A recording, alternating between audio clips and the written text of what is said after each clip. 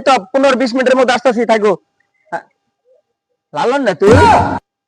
শুনলাম তুই বলে সিলেট গেছিস পাথর টানবার। হ ভাই গেছিলাম তো। তুই সিলেট থেকে তুই আইসা উঠছস কে? কে ভাই হলো নাই? বুসাগঞ্জে পাত্তা, সুনামগঞ্জে পাত্তা, সব পাত্র চুরি করে নিয়ে গেছে। হ্যাঁ তাই তো দেখছি, পেপারে দেখছি, খবর দেখছি। তাহলে তুই এখন জামালপুরে কি করতাছ? কি আর কমু, 3 দিন ওটা চালাইলাম, কামাই নাই। পরে জরমপুর আছে না, জরমপুর যায় বালু টানতাছি দেখলাম মারতাছি, দেখলাই মারতাছি। তুই যে সিলেটে ছিলি, ব্যাপারটা কি খুলে বলতো দেখি।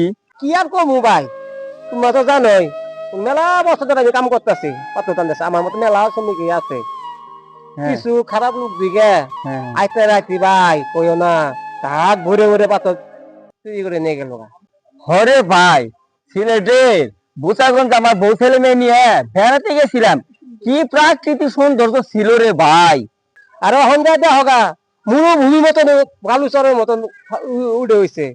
এ লালন, এই যে সিলেটে এত চুরেরা পাথর চুরি করলো, মানুষের এই যে পিত্তথলিতে পেটের ভিতরে যে পাথর চুরেরা এটা দেখে না, এটা চুরি করে নিয়ে হয় না।